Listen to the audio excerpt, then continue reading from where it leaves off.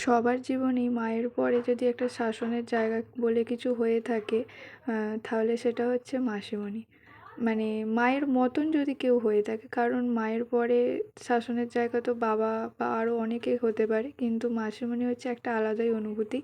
তো সেই মাসিমণির জন্যই আমার তরফ থেকে একটা ছোট্ট উপহার ছিল, যে ভেবেছিলাম মানে আমার মা যখন আইবুড়ো ভাত খাওয়াবে মাসিমণিকে, তখন ও যেন সেই জিনিসগুলো মাটির থালা বাসনে খায়। তো সেই ভেবেই ভেবেছিলাম যে এটা বানাবো, মানে মাটির থালা বাসনগুলোকে রং করে এরকম আর কি নকশা করব, কিন্তু সেটাও সম্ভব হয়ে ওঠেনি, কারণ ও আমাদের বাড়িতে আইবুড়ো ভাত খেতে আসেনি। একটু মানে পারিবারিক ব্যাপার ছিল, অসুবিধা ছিল, যেহেতু আমরা হাওড়ায় থাকি অনেকটা দূরে, আর মানে টাইম অত ছিল না সত্যি কথা বলতে, সেই জন্য।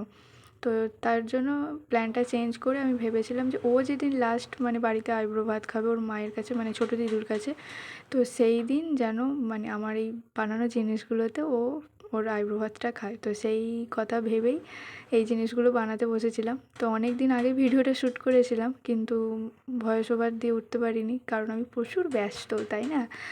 যাই হোক, সত্যি কথা বলতে কাজ পড়ানো সব কিছু নিয়ে একটু ব্যস্তই ছিলাম, সেই জন্য এডিট করতে পারিনি। তো যাই হোক, ব্লগটা এখন যাচ্ছে, আর তোমাকে সামনাসামনি জিজ্ঞেস করতে একদমই পারবো না, তাই এই ব্লগেই জিজ্ঞেস করছি কেমন লেগেছে কমেন্ট করে জানিও, আর প্লিজ চ্যানেলটা সাবস্ক্রাইব করে দিও।